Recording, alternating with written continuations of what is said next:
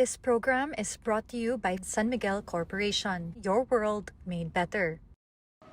Hello Baywatchers! Magpapatuloy natin ang mga usapan natin dito sa ating University Roadshow with STI. Ang saya-saya at ang dami nating matututunan from Architect Felina June Palafox and Dr. Siringan. Kaya abangan yan dito lang sa Kwento ng Bay, Kwento ng Bayan, Philippine Baywatch. Philippine Baywatch, bantay ng pagbabago, bayan ko sabay tayo, aangat sa mundo, pagunlad para sa bayan, bagong buhay ng mamamayan, isang bagong Pilipinas, sabay-sabay nating lalakbayan.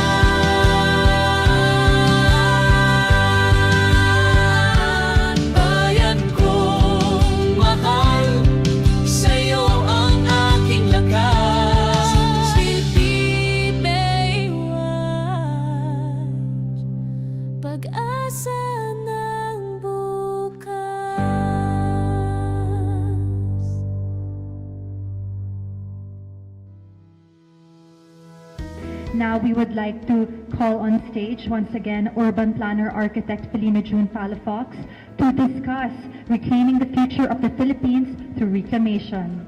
A round of applause, please. The first presentation is Philippines 2050, first world country, first world economy. With all the negative news today, we're looking forward, and there is a future of our country.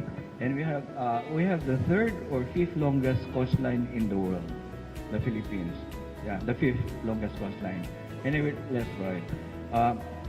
I was hired by Asian Development Bank to help in the preparation of the Philippine Development Plan 2023-2028. And I commented how come our development planning in our country is electoral calendar, not long-term. So sustainability, meeting the needs present generation without comparison to the future generation. I prefer this definition of Seattle. By 2050, more than 100 million Filipinos will be living in cities. So we need 100 smart cities by 2050. Smart, sustainable, resilient.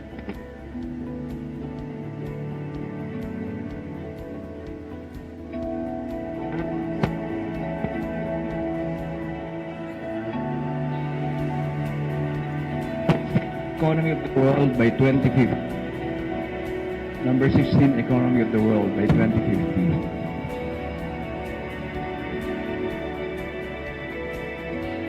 By 2100, the global economic environmental landscape should undergo significant transformation.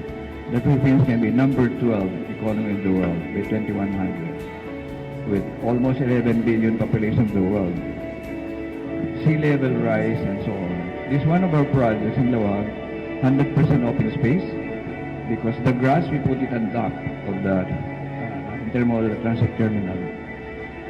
To thrive in the 2100, we must invest in soft infrastructure, healthcare, education, climate resilience, walkable, bikeable, lots of landscaping, inclusive planning, green energy. Our waterfront, we don't just environment, we should also enhance the environment. But we need good governance, progressive urban planning, visionary leadership, innovative architecture, and sustainable designs. Our roads should look something like this. Very well landscaped, green building, green architecture, with rainwater harvesting. Right. Philippines longevity well into the 100 is not just an aspiration. And to architects, planners, leaders, engineers, every Filipino, let's rise above the short-term cycles designed for the next 75 years and beyond. This is our master plan for Clark Airport. Join us in shaping a Philippines that is green, inclusive, innovative, a global, competitive city. The Philippines towards 2050, well into 2100. Yeah, thank you. I've gone through this. In 1977, I was invited and named hard to help plan the desert town of Dubai, bring it to the first world in 15 years. They were able to do it. They followed our plans. And we're more blessed than Dubai. If you do a SWOT analysis of our country, strengths, weakness, opportunities, and threats, we have more blessings. We only have 7 challenges. And we know the problems, you know the solutions. The Philippines 2050, well into 100, a first world country. These are some of the buildings we've designed in several countries. We advocate vertical cities and tall buildings towards sustainable, smart, resilient, inclusive, livable cities, communities.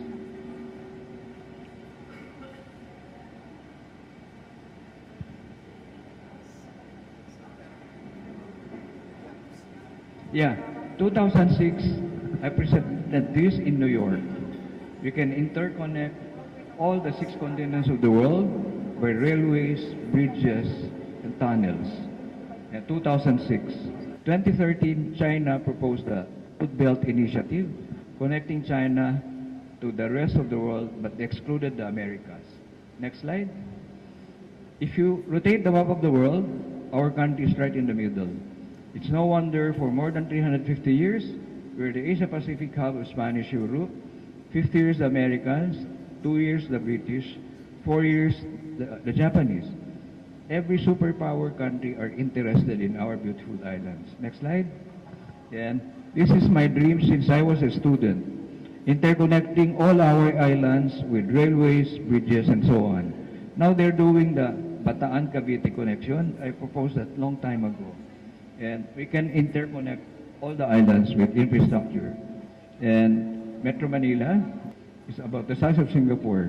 North Luzon, everything north of Metro Manila is 2.2 times the size of Taiwan. Then Visayas is more beautiful than the Caribbean islands. They just have to have infrastructure. Mindanao is about the size of South Korea. So we should really be a first world country. So if we interconnect all of them, their regional GDP would go up 20 to 30%. Next slide. And that's Mindanao. So interconnecting. So top 20 economies of the world, we're going to be 14th economy of the world by 2075. I'll be gone by, but you will still be around, you guys. Next slide. And 150 million population by 2050. Next slide. And 100 new cities. So we should start planning now, even if government do not plan. I call it patriotic architecture. Next slide. So one of my professors in Harvard used to tell us, this century will be a re-century, reimagine, replan, re-architecture, redesign, re-engineer, redevelop, renew, and reduce. Next slide. Reuse, recycle. Major infrastructure, there are 6 major categories. Progressive, there are international airports, there are seaports. Then hard, these are roads and utilities. Soft infrastructure, ease of doing business, no corruption. Then green infrastructure, digital, artificial intelligence, Internet of Things, institutional. We may have the best plans of the world, but if you don't have the institutions to implement them, nothing's going to happen. So we did also the update of Clark Airport, and the largest airport by San Miguel, we did the master plan also. So there are 20 kinds of infrastructure. In our Philippine Development Plan, less than 10. There are 30 kinds of urban transport. In our development planning, less than 10. Next slide. And we design 15-minute cities, 10-minute communities, 5-minute neighborhoods. Like Rockwell is a 5-minute neighborhood. Everything you need from your doorstep is 400 meters away, 5-minute walking. Next slide. And there are 18 types of tourism. Next slide. And vertical urbanism. I'm a fellow of the Council for Vertical Urbanism, headquartered in Chicago. We advocate higher density cities are more environment friendly. Like when we designed Rockwell, I proposed to the law offices, let's go high-rise mixed-use development. At least 200 families per hectare. Ford's Park is only 4 families per hectare, which is more environment friendly. The 200 families per hectare or the 4 families per hectare. Next slide. This is how the buildings we designed. So from urban sprawl to better integrated, segregated, better integrated, and and better connected communities, more compact, more walkable, more bikeable. Next slide, with public transit. People-oriented streets. There is security design when there are more eyes on the public realm, better security. Criminals are scared of windows or in the public realm, not high walls. Next slide. Then there are 17 sustainable goals of the United Nations, and I hope we can achieve most of them by 2030. Next slide. And this is one of our advocacies also. Those with less in wheels should have more inroads. 1/3 of the road for the trees for landscaping. It takes at least 10 trees to recover the oxygen out of the carbon monoxide per car. 1/3 for people, that's bicycles, and then the moving traffic lane. Next slide. Then this is the Metro Ilocos Transport Hub. Again, it's very green, rainwater harvesting. The top is a park and playground. Below are bus terminal, jeepney terminal. Next slide. And this in Clark International Airport. We also won the architectural design competition for their headquarters, aside from updating the master plan. Next slide. And the San Miguel AeroCity Aerotropolis in Bulacan, Bulacan. It will have 4 runways, accommodate 120 million visitors. Clark, 80 million visitors. Next slide. So we have so many things going for our country. We're number 1 in marine biodiversity, number 1 in call centers, number 1 now in sailors, 2nd in BPOs, 2nd in nickel, 3rd geothermal energy, 3rd bananas, 4th in shipbuilding, also 4th in gold, 5th in copper, 5th longest coastline, and we have a demographic soft spot. Average age is 26. The rest of the world's aging. And the Filipino expatriates are the preferred employees of all employees all over the world. Next slide. And our country is 400 times the size of Singapore, 350 times the size of Hong Kong, 8 times the size of Taiwan, 3 times the size of South Korea. Next slide. So we should really be a first world country without corruption. So our challenges, corruption towards good governance, criminality towards better peace and order, climate change, protecting and enhancing the environment, inequality, poverty alleviation, wealth distribution, infrastructure. Many of the projects we proposed in the mid-70s until now not yet implemented. Investments. We have to open up our economy. It's so restricted and overtaxed economy. It's not written here. Our number 7 challenge is incompetence. This is something close to my heart. I mentioned I was invited, named her to have planned the desert on Dubai in 1977. This was the Dubai Creek. Pay attention to it. This was Dubai Creek, very wide, very shallow, silted. And then they excavated it. Next slide. This is the Dubai Creek today. So they narrowed down the creek, deepened it, and made, I call it land recovery. Waterfront is prime real estate. That's why in Dubai, the rest of the Gulf, the Middle East, they are reclaiming land to have prime real estate. And even excavating the desert to have more waterfront development. Next slide. Yeah, this was Dubai then, 1977, and Dubai today. Next slide. These are man-made waterfront. Next slide. And Dubai then, going to Abu Dhabi, the same Sheikh Zayed route today. Next slide. Dubai then, next slide. The waterfront of Dubai then, due to reclamation, this is now the waterfront of Dubai. Next slide. Dubai then, the airport, 1977. Dubai airport today. Next slide. They're building the largest airport in the world, 250 million capacity. This is the largest man-made harbor in the world, excavated from the desert, Jebel Ali, one of the busiest today. Next slide. Because they are progressive thinking leaders. Next slide. Dubai then, this was the tallest building in 1979. Now, these are the tallest buildings in the world now. Next slide. These were the wind towers of Dubai then. The towers of Dubai today. Next slide. Next. 1979. Next slide. Now the tallest building in the world, Burj Khalifa, 828 meters high, place to live, work, shop, dine, and worship. It's like a vertical city. Next slide. And Museum of the Future. You can see the plan of Dubai 2070 in the museum. Next slide.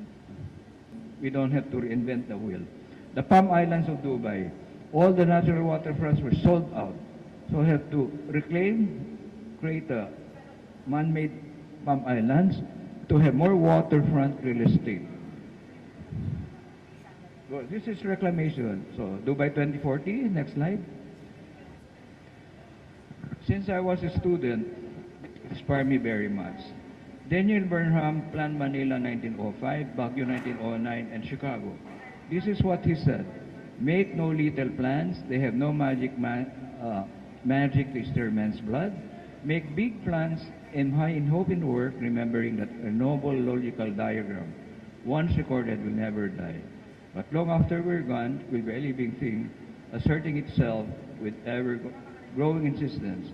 Remember that our sons and daughters are going to do things that will stagger us. Let your watchword be order and beacon beauty.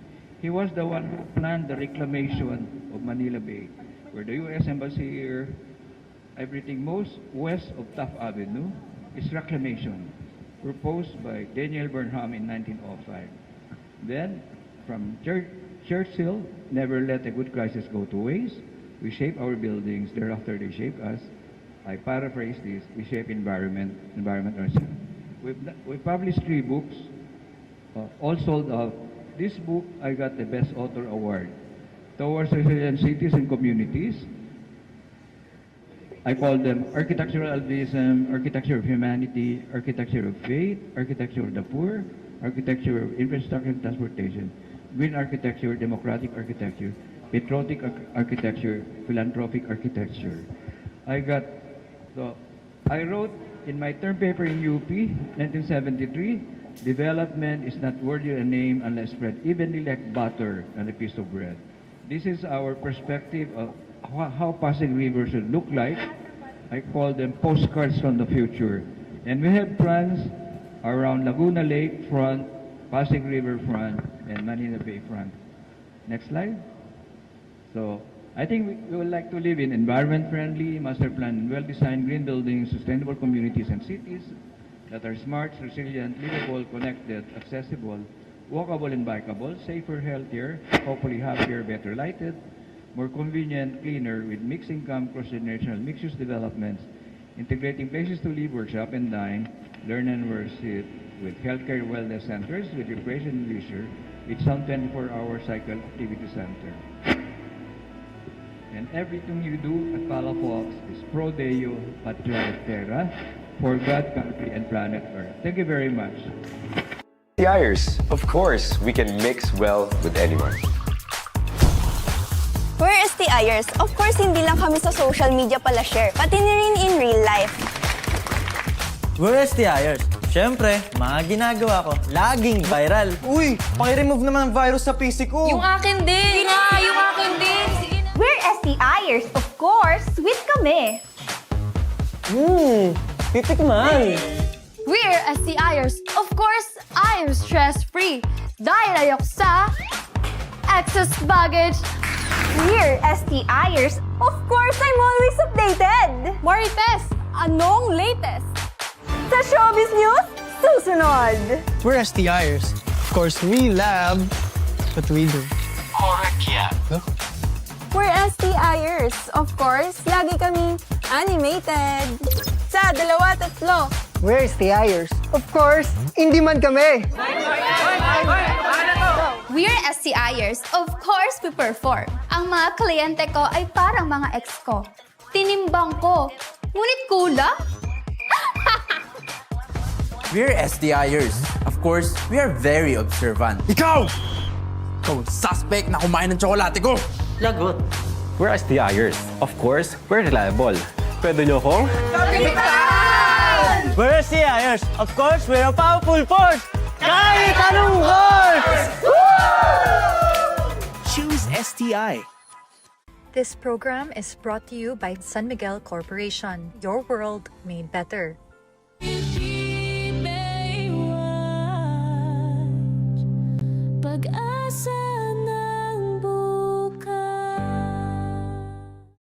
This program is brought to you by San Miguel Corporation, your world made better.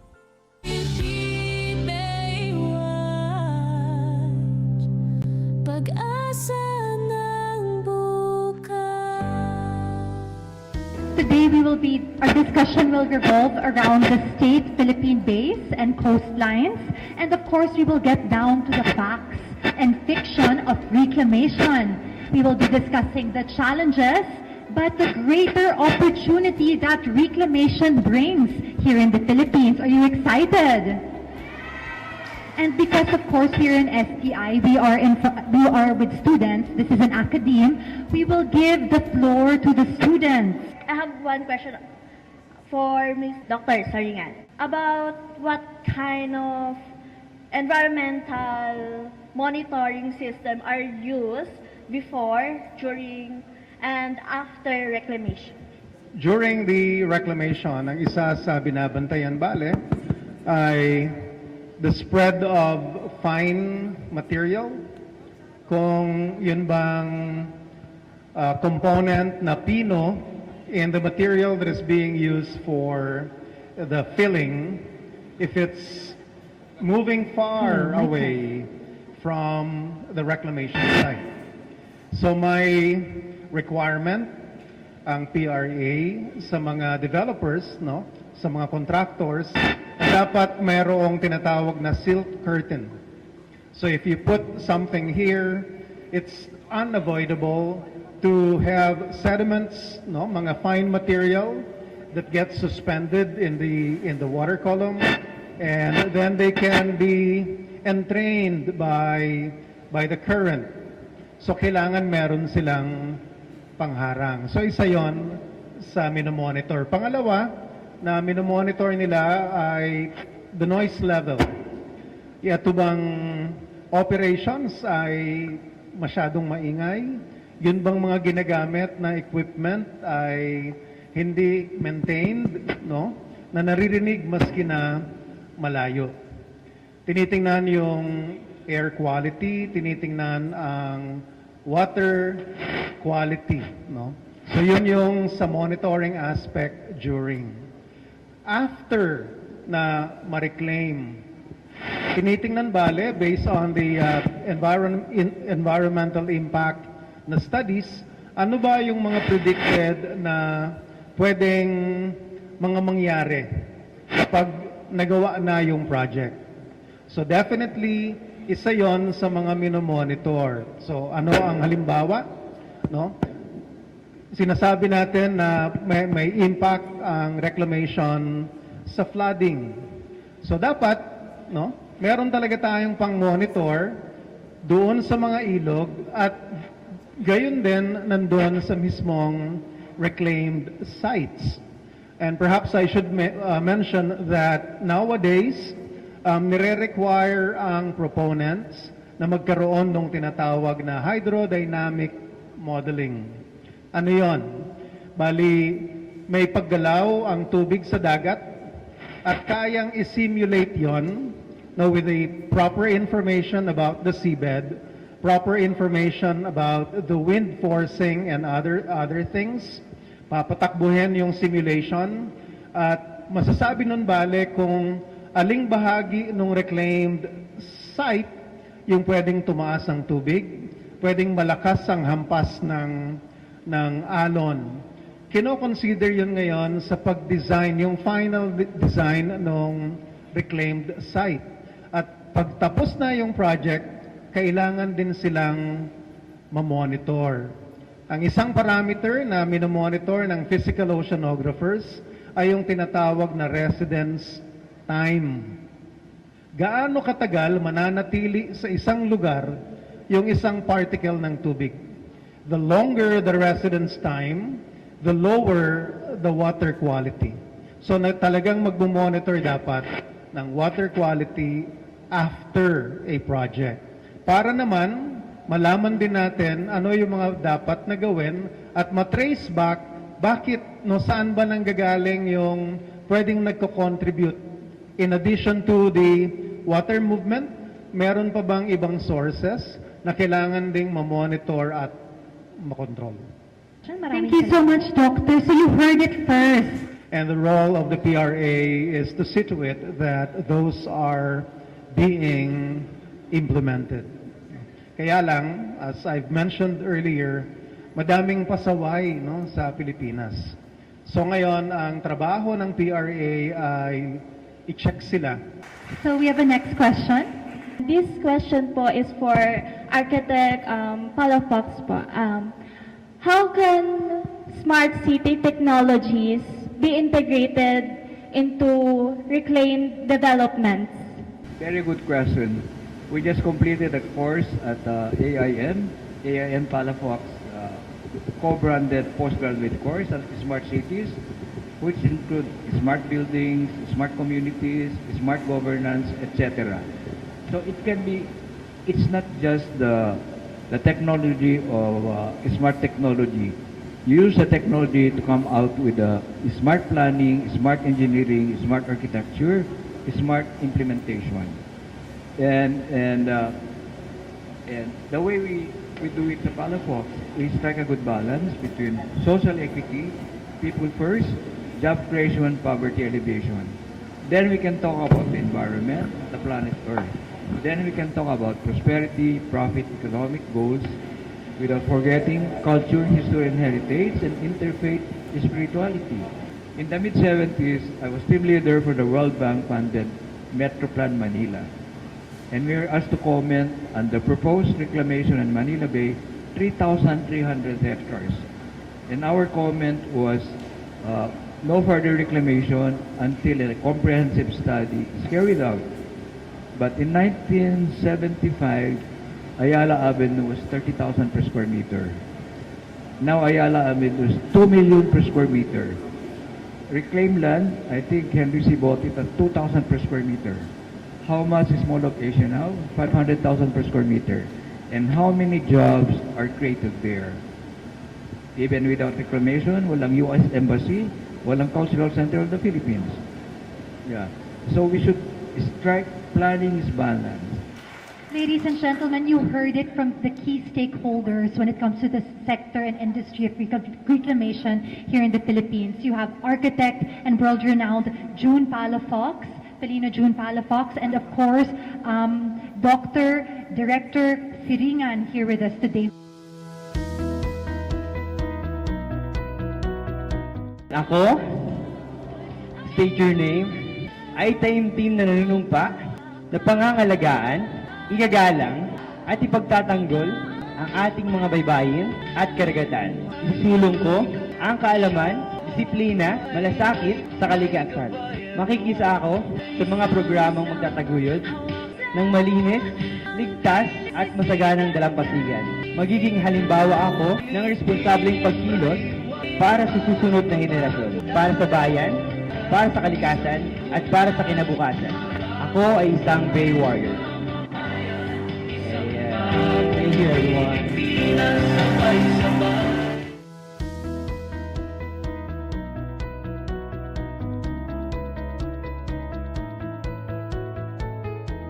At nandito tayo sa pinaka-exciting part ng University Roadshow sa STI Pasay. Ma'am Gab, you wanna share? Ang saya-saya at napaka-exciting talaga at napaka-fulfilling ng experience ng ating University Roadshow dito sa STI. At ang dami nating natutunan, di ba, regarding the challenges and opportunities of reclamation dito sa Pilipinas. At di lang yun, no, dagdag nito ay nagkaroon ng community at nagsagawa ng community pledge ang Philippine Baywatch team at ang mga STI students. Sila po ay nagkaroon ng pledge of commitment para po pangalagaan ng ating coastal areas na sila na po ay tinatawag na Bay Warriors. Yes, at saka para kanino nga ba ang reclamation kung hindi para sa ating mga kababayang Pilipino? So salamat sa lahat ng mga ating mga sumusuporta sa aming show, Philippine Baywatch. Muli po, ako po si Omni Gruba, ang inyong host.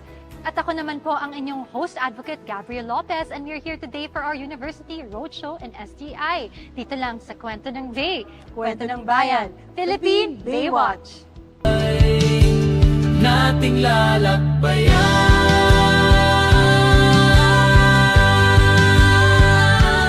Bayan kong mahal, sa'yo ang aking lakas. City Baywatch, pag-asa ng bukas.